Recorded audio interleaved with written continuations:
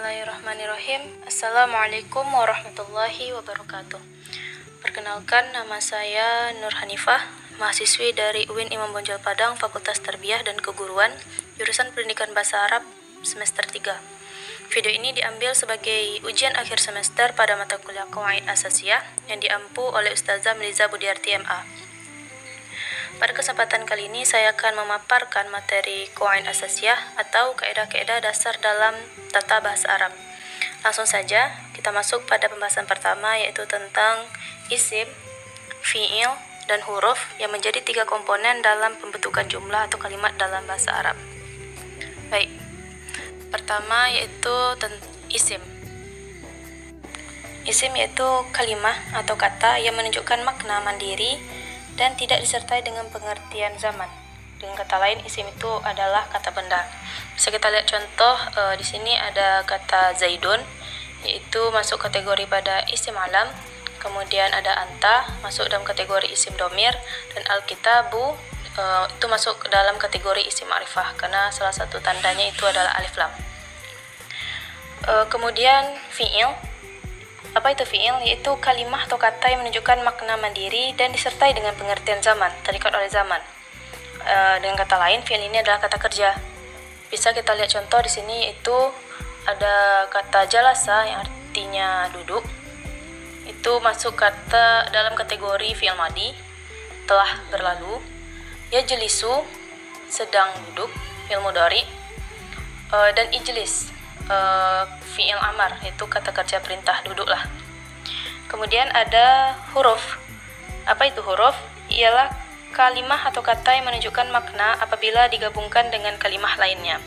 Dan huruf ini berarti tidak bisa berdiri sendiri, harus diikuti oleh isim dan fi'il, baik sebelum atau sesudahnya. Di sini ada contoh dari beberapa huruf, yaitu huruf min itu masuk kategori huruf khafat, lan itu masuk dalam kategori huruf nasab, dan au itu masuk dalam kategori huruf ataf. Dan apa yang bisa kita mencirikan dari ketiga komponen ini? Pertama, isim. Kata-kata apa saja yang bisa dikategorikan sebagai isim? Itu pertama, tandanya itu huruf itu bisa dijarkan. Khofat maksudnya, seperti dalam contoh misalnya Bismillahirrahmanirrahim. Nah, ada khofat di situ kan, huruf akhirnya. Jika bisa di khofatkan seperti kata bismi gitu kan, khofat mimnya, berarti dia itu bisa masuk dalam kategori isim. Kemudian bertanwin, ada kata zaidun tadi, dalnya itu dhammah tain, itu masuk dalam kategori isim juga. Kemudian alif lam, alkitabu itu diawali dengan alif lam, itu masuk dalam kategori isim ma'rifah. Kemudian adapun tanda bagi fi'il itu yang bedakannya dari isim dan huruf, itu bisa masuknya huruf qad. Contoh yaitu qad yakumu zaidun, kadang-kadang zaid berdiri. Nah, ada huruf qad di situ, berarti itu bisa dikategorikan masuk fi'il. Kemudian sin dengan contoh sayaqulu sufaha. Sebelum kata yaqulu itu ada huruf sin. Nah, kemudian juga ada saufa, contohnya saufa ta'lamun. Dan terakhir itu bisa dimasuki juga huruf ta ta'nis, seperti kata ja'at halimatu. Kemudian adapun tanda bagi huruf itu selamanya tidak pernah diberi tanda. Itulah yang membedakannya antara isim dan fi'il. Contohnya huruf min, lan, au itu tidak akan pernah berubah. Tidak ada yang tidak disisipi oleh tanda isim maupun tanda fi'il. Untuk lebih jelasnya bisa kita lihat kepada contoh. Nah, di sini ada kalimat roja'tu minal masjidi. Kata roja'tu itu terdiri daripada fi'il dan fa'il, yang mana fi'ilnya yaitu roja'tu. Asal katanya roja'a, fi'il madi. Kemudian fa'ilnya tu di situ balik kepada ana. Min itu harfun jar. Kemudian al-masjidi itu adalah isim ma'rifah. Mungkin itu sekiranya salah satu contoh pada pembahasan isim, fi'il, dan huruf. Kita lanjut kepada tarkib, yaitu susunan daripada isim, fi'il, dan huruf tadi. Apabila disusun bisa menjadi sebuah tarkib. Lalu apa itu tarkib? Tarkib itu bisa dikatakan sebagai ucapan yang tersusun atas dua kalimat atau lebih, baik itu tersusunnya secara sempurna maupun tidak. Nah, tarkib ini terbagi 4, yaitu ada tarkib isnadi, tarkib wasfi, tarkib idhofi, dan tarkib adadi. Nah, masuk kita pada pembahasan yang pertama, yaitu tarkib isnadi. Tarkib isnadi itu adalah susunan yang terdiri dari musnad dan musnad ilaih, yang mana musnad itu adalah menghukumi sesuatu dengan sesuatu yang lain, dan musnad ilaih adalah yang dihukumi oleh sesuatu. Lanjut, tarkib wasfi, yaitu susunan yang terdiri dari sifat dan mausuf, dan terdiri juga dari na'at dan man'ut. Nah, itu ya sifatnya itu, man'ut yang disifatinya kan, dengan catatan i'rabnya itu sama. Lanjut kepada tarkib idhofi, yaitu susunan yang terdiri daripada mudhof dan mudhofun ilaih. Kemudian terakhir yaitu tarkib adadi, yaitu susunan dari dua isim adad yang dirangkaikan huruf ataf waw yang dikira-kirakan di antara keduanya. Nah, bilangan yang masuk dalam kategori tarkib adadi ini terdiri dari bilangan angka 11 sampai dengan 19. Untuk lebih jelasnya lagi, kita perhatikan contoh berikut. Nah, di sini ada kalimat jalasa talibun. Kata jalasa pada pembahasan sebelumnya kita kategorikan sebagai fi'il, dan talibun kita kategorikan itu sebagai fa'il, yaitu pelaku. Nah, fa'il sendiri akan kita bahas pada pembahasan selanjutnya. Nah, di sini dikategorikan sebagai tarkib isnadi. Nah, di mana jalasa ini sebagai musnad atau menghukumi sesuatu dengan sesuatu yang lain, dan talibun itu sebagai musnad ilaih yang dihukumi sesuatu. Nah, maka jadilah mereka ini tarkib isnadi. Nah, kita beralih pada contoh yang di samping kanannya. Ada kalimat ja'al tilmidhun nasyitu. Nah, kita kategorikan pertama-tama itu kata ja'a itu masuk fi'il madi, artinya telah datang. Al-tilmidhu itu isim, ada alif lam di depannya, itu masuk kategori isim. Berikut juga dengan an-nasyitu, sama satu tandanya itu alif lam, sama-sama isim. Nah, kenapa bisa ini dikategorikan sebagai tarkib wasfi? Kita lihat kalimat al-tilmidhu dan an-nasyitu itu kan satu timbangan. Nah, salah satu syarat daripada tarkib wasfi itu kan sama i'rabnya. Nah, ini sama-sama isim dan juga barisnya akhirannya itu sama-sama dhammah. Maka bisa dikategorikan di mana al-tilmidhu itu man'ut,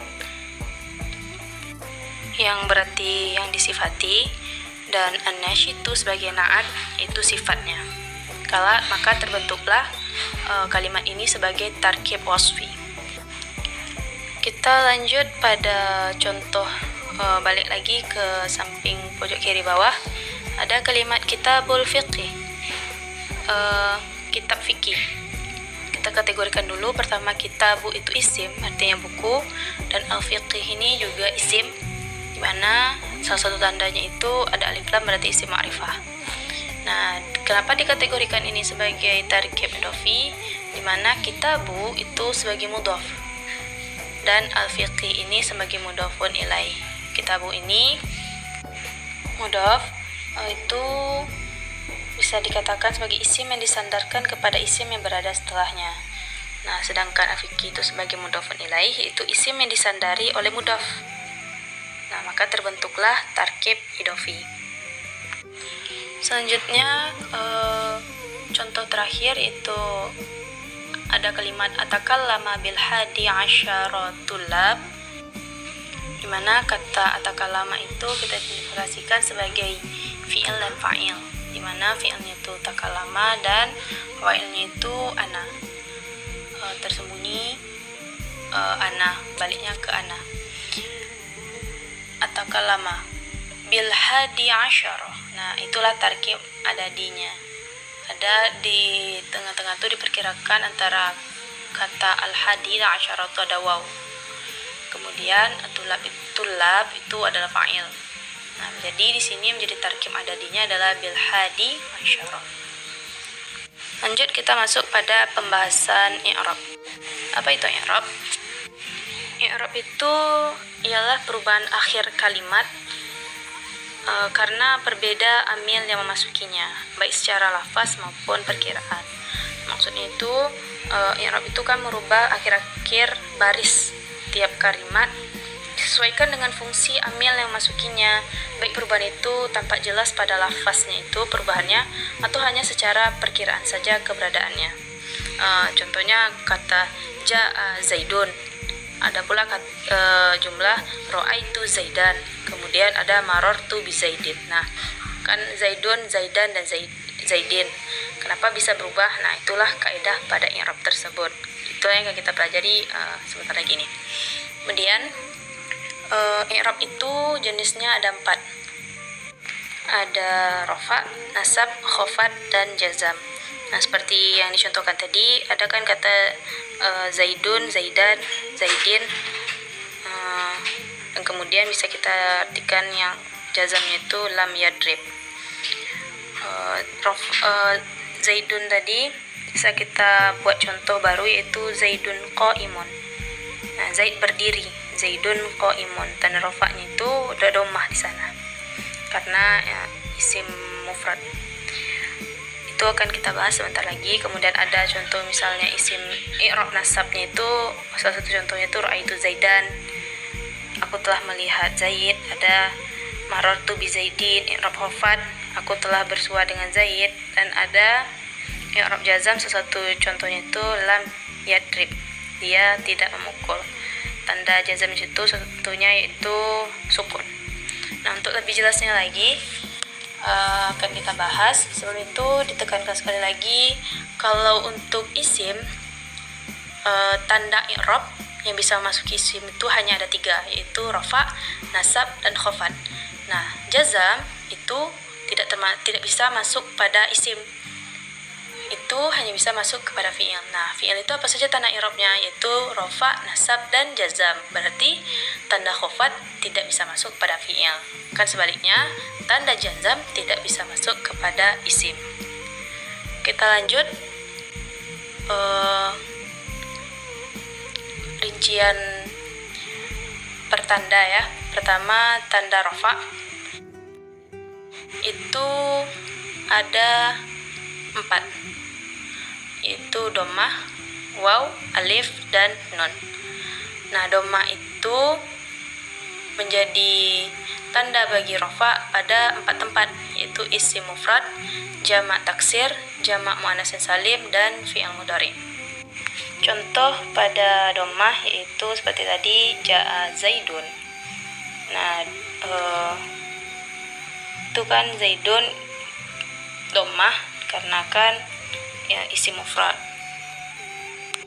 Kemudian ada jamak taksir, satu contohnya itu az-zuyudu quwamun.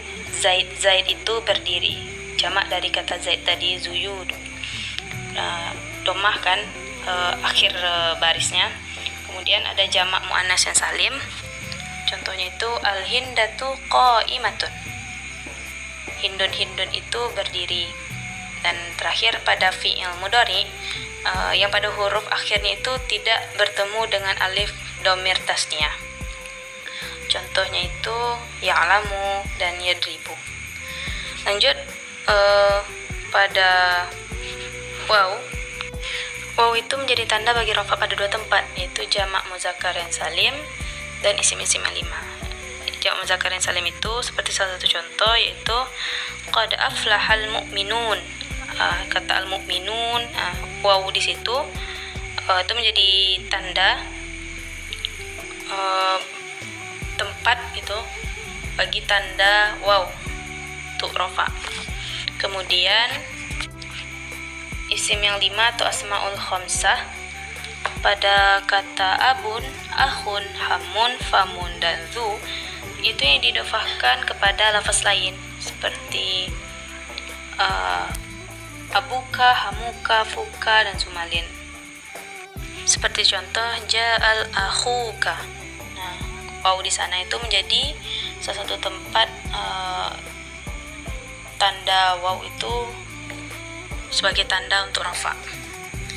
Lanjut kepada alif, itu tanda bagi rafa pada isim tasniyah. Salah satu contohnya itu hadzani kitabani, dua buku ini. Dan terakhir nun menjadi tanda bagi rafa pada fiil-fiil yang 5.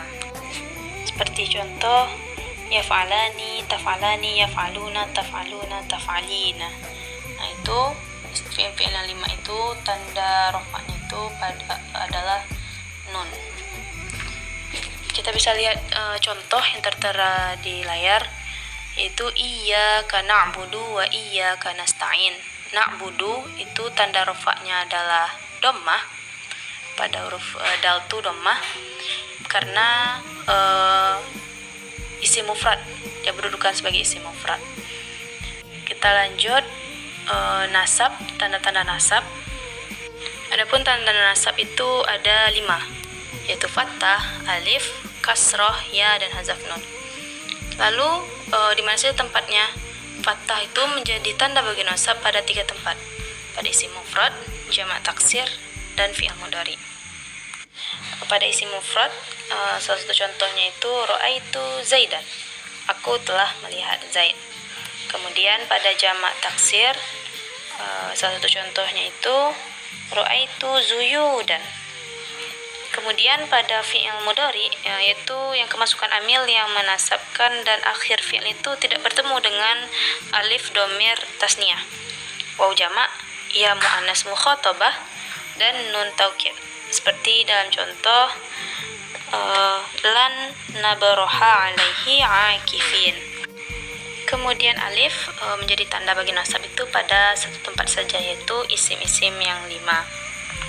Seperti contoh ra'aitu abaka wa akhaka. Abaka kan ada alif di sana, itu menjadi salah satu tanda bagi nasab. Kemudian kasrah itu menjadi tanda bagi nasab pada jamak muannas yang salim. Seperti contoh ra'aitu muslimati atau ra'aitu thayyibati. Dan ya menjadi tanda bagi nasab pada 2 tempat, yaitu tasniyah dan jamak muzakkar yang salim. Pada isim tasniyah contohnya itu qara'tu kitabaini, dan pada contoh jamak muzakkar yang salim itu contohnya ra'aitul muallimina. Dan terakhir pada hazaf nun sendiri itu terletak pada fi'il yang 5. Contohnya itu ayya'lama, hendaknya mereka berdua mengetahui, atau anta'lama. Nah, biasanya kan di belakang tuh kalau tidak dihazaf nun, berarti kan ya'lamani, ta'lamani gitu kan. Karena ini hazaf nun, salah satu tanda bagi nasab, berarti masuk huruf an-nya ayya'lama atau anta'lama dan seterusnya. Untuk lebih jelas, ada salah satu contoh di layar, bisa kita perhatikan bersama. Ada kalimat wa fajjarnal ardo uyuna.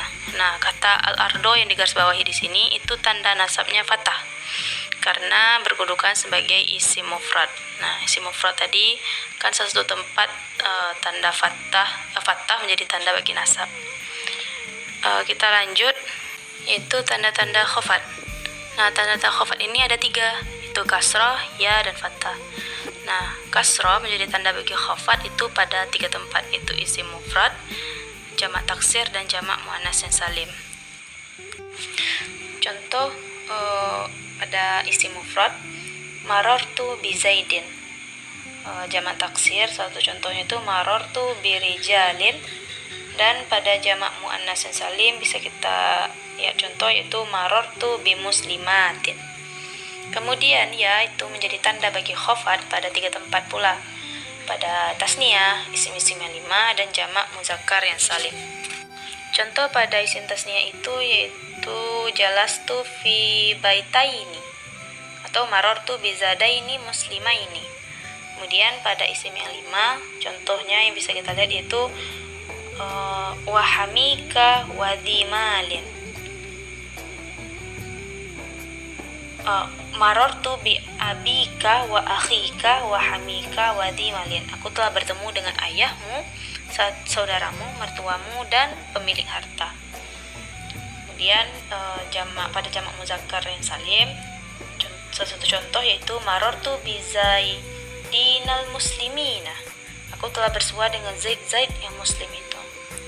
Dan terakhir, fathah menjadi tanda bagi khafat itu pada isim allazi la yansharif. Pada isim allazi la yansharif itu kan menjadi jadi tempat fathah itu menjadi tanda bagi khafat. Apa itu isim allazi la yansharif? Itu isim yang tidak menerima tanwin. Salah satunya itu kan isim alam yang berwazan af'al. Nah, contohnya itu marortu bi ahmadi wa akroma, atau alam ajam yang hurufnya lebih dari 3, seperti contoh marartu bi Yusufa wa Sulaimana. Nah, untuk lebih jelasnya kita bisa lihat contoh di sini ada kalimat wa yumditkum bi amwali wa banina. Kalimat yang digarisbawahi yaitu bi amwalin. Tanda khofatnya itu yaitu kasrah, pada huruf lamnya itu lin dan tanwin. Pada jamak taksir bi amwalin. Kemudian tanda jazam. Tanda jazam ini ada 2, yaitu hazaf dan sukun. Nah, hazaf ini menjadi tanda bagi jazam pada 2 tempat, yaitu fi'il mudhari sahih akhir, dan kemudian membuang atau menghilangkan nun tanda rafa dan huruf ilat. Nah, pada hazaf ya, yang salah satu tempat itu fi'il mudhari, yang kita bisa lihat contoh lam yakhsha, lam yarmi, lam yada.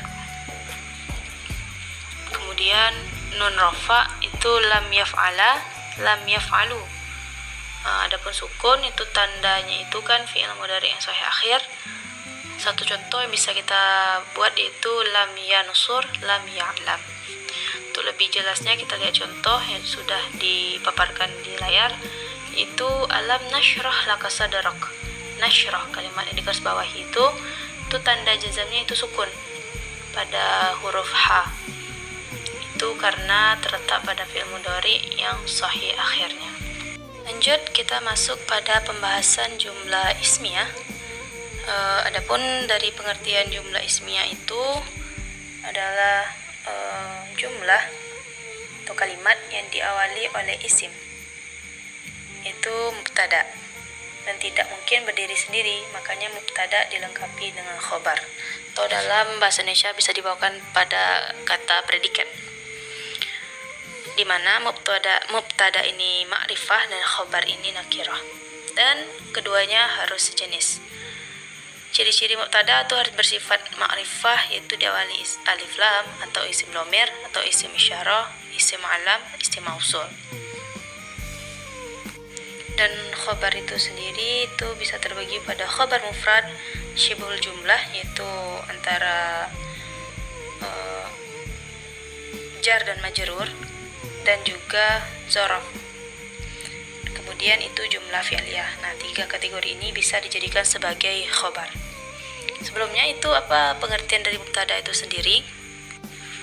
Mubtada itu sendiri yaitu isim yang beri'rab rafa, yang menjadi permulaan dari suatu perkataan yang tidak didahului oleh amil lafzi yang tampak lafaznya, nah, melainkan amil maknawi ibtidai, yaitu amil yang tidak tampak namun memerintah mubtada untuk beri'rab rafa. Kemudian khobar yaitu isim yang dibaca rafa yang disandarkan pada mubtada dan fungsinya sebagai penyempurna makna dari mubtada. Bisa kita lihat contoh di sini ada kalimat al-muslimu yadhhabu ilal madrasah. Al-muslimu ini kan isim. Nah, dikategorikan sebagai mubtada selain daripada isim dan juga di awal kalimat. Yadhabu itu dikategorikan sebagai khobar karena satu macam dari khobar itu kan ada jumlah fi'liyah. Yadhabu itu terdiri daripada fi'il dan juga fa'il. Makanya bisa dikatakan jumlah fi'liyah yang akan kita bahas sebentar lagi. Itu bisa dikategorikan masuk kepada khobar. Kemudian ila itu huruf, harfun jar, dan al-madrasah itu isim atau majrurnya. Dan tanda khofatnya itu kasrah pada isim mufrad, pada ti ini. Kemudian lanjut kita kepada jumlah fi'liyah seperti yang dibahas tadi. Lalu apa itu pengertian daripada jumlah fi'liyah? Yaitu jumlah yang dimulai oleh seluruh kategori fi'il yang terdiri dari fi'il dan fa'il. Mana fi'il itu tadi kan adalah kalimat yang menunjukkan makna mandiri dan disertai dengan pengertian zaman atau kata kerja. Nah, adapun fa'il yaitu isim marfu yang disebutkan sebelum fi'ilnya, yang bisa secara zahir maupun mudmar atau tersembunyi. Kemudian maf'ul bih itu adalah isim mansub yang menjadi sasaran atau objek dari pekerjaan fa'il atau pelaku tersebut. Nah, adapun dengan naibul fa'il yaitu isim yang dibaca rafa yang berada setelah fi'il mabni majhul atau kata kerja pasif. Fi'il yang tidak disebutkan fa'ilnya atau penjelasan lebih rinci telah dibahas sebelumnya mungkin ya, atau berada setelah isim yang bisa beramal seperti fi'il mabni majhul. Untuk lebih jelasnya bisa kita lihat di sini ada contoh kalimat akala rajulu ta'aman. Laki-laki itu makan makanan. Nah, akala itu identifikasinya sebagai fi'il, ar-rajulu itu fa'il, dan ta'aman itu sebagai maf'ul bih. Nah, ini yang jumlah fi'liyah, ada fi'il, fa'il, dan maf'ul bih. Lalu bagaimana cara kita mengubahnya jadi maf'ul bih ini menjadi naibul fa'il? Yaitu hilangkan hapus fa'ilnya, karena mungkin salah satu sebabnya itu tidak ingin diketahui pelakunya kan, maka kita hapus fa'ilnya. Kemudian at-ta'amu yang kedudukannya sebagai naibul fa'il ini asalnya kan berkedudukan sebagai maf'ul, objek dari fi'il akala. Kemudian lafaz ar-rajulu sebagai fa'il dibuang atau tidak disebutkan dan diganti dengan lafaz at-ta'amu. Jadi at-ta'amu yang asalnya adalah maf'ul lalu menjadi naibul fa'il setelah fa'ilnya dibuang. Dan pada fi'il tadi akala diubah menjadi fi'il mabni majhul, itu dhammah awal kasrah sebelum akhir. Jadi diartikan sebagai makanan itu telah dimakan, di mana pelakunya itu disembunyikan. Kita lanjut pada pembahasan selanjutnya yaitu amil nawasih, yaitu amil yang masuk kepada mubtada dan khobar dan merubah i'rabnya. Ada 3 macam di sini, itu kana wa akhwatuha, inna wa akhwatuha, dan zonna wa akhwatuha. Nah, kana ini itu kaedahnya merofakkan isim dan menasabkan khobar. Adapun saudara-saudara dari kana ini itu ada asbaha, audha, zolla, amsa, mazala, mainfaka, mabaroha, mafuti'a, dan madama. Kita bisa lihat contoh di sini ada kana Ahmadun taliban. Kana ini sebagai amil kana, amil nawasina kana. Ahmadun itu sebagai isim kana. Nah, tandanya kan tanda rafa itu kan dhammah. Kemudian taliban itu jadi khobar kana, nasab khobarnya tandanya itu fathah. Selanjutnya itu inna wa akhwatuha, itu tandanya kaidahnya itu menasabkan isim dan merafakkan khobar. Saudara-saudaranya itu ada anna, ka'anna, lakinna, la'alla, dan laita. Jadi kita lihat contoh, itu innal kitaba jadidun. Inna itu kan amil nawasih, al-kitaba itu isim inna. tanda nasabnya itu fathah, dan jadi dun itu khobar inna, tanda rofa'nya itu domah. Kemudian ada zonna wa akhwatuha, yaitu tanda nasab, kaidahnya itu nasab mubtada dan khobarnya, yang mana saudara-saudara zonna itu yang menasabkan mubtada dan khobar itu ada hasiba, khola, za'ama, ro'a, alima, wajada, ittakhadha, ja'ala, dan sami'ah. Bisa kita lihat contoh, zonantu zaidan taliban. Zonantu itu kan amil masih tadi. Zaidan itu isim zonna, tanda rofa, tanda nasab itu kan fathah. Begitu juga dengan taliban, menjadi khobar zonna, tanda nasabnya yaitu fathah. Baik, lanjut kita masuk kepada materi terakhir, yaitu af'alul muqarrabah, af'alur roja, af'alus syuru', dan huruf yang menyerupai laisa. Pertama yaitu af'alul muqarrabah. Af'alul muqarrabah itu fi'il yang digunakan untuk keterangan dekatnya terjadinya khobar. Ya, maknanya itu hampir saja. Adapun hurufnya itu kada, karuba, dan ausyaka. Kemudian af'alur roja, yaitu fi'il yang digunakan untuk menyatakan suatu pengharapan dan bermakna semoga. Hurufnya itu ada asa, haro, ikhlau, laqa. Lanjut ada af'alus syuru', yaitu fi'il yang digunakan untuk menyatakan dimulainya suatu pekerjaan dan bermakna memulai. Hurufnya itu seperti taufiqa, aliqa, ansya'a, akhadha, dan ja'ala. Dan terakhir pada huruf yang menyerupai makna laisa itu ada 4 hurufnya, ma, la, in, dan lata. Untuk lebih jelasnya bisa kita lihat contoh. Di sini ada kalimat kada zaidun yadhhabu. Nah, kada ini kan tadi salah satu huruf daripada af'alul muqarrabah yang bisa kita artikan tadi hampir. Nah, zaidun itu sebagai isim dan yadhhabu itu jumlah fi'liyah atau karena dari gabungan dari fi'il mudhari dan fa'il. Nah, bisa kita artikan di sini sebagai zaidun, zaid hampir pergi. Kemudian ada kalimat asa zaidun ayakhruja. Asa ini salah satu huruf tadi kan pada af'alur roja yang bermakna semoga. Nah, zaidun itu isim, hurufnya yakhruja ini sebagai fi'il mudhari'nya. Nah, bisa kita artikan yaitu zaid, semoga zaid keluar gitu kan. Lanjut pada kalimat akhadha zaidun thawbahu. Akhadha ini salah satu huruf daripada af'alus syuru', itu bermakna dimulainya, menyatakan dimulainya suatu pekerjaan. Dan zaidun ini sebagai isim dan thawbahu itu fi'il mudhari'nya. Bisa kita artikan itu zaid mulai mengambil bajunya. Dan terakhir ada contoh untuk harfun yang mirip dengan laisa, itu bisa kita menggunakan satu huruf, itu sini adalah la rajulun afdalu minka, tidak ada laki yang lebih baik daripadamu. Nah, la ini salah satu huruf yang menjadi masuk kategori huruf yang menyerupai laisa. Mungkin ini yang bisa saya sampaikan dan paparkan kepada teman-teman semua. Terlebih dan terkurang dalam penjelasan ini saya mohon maaf.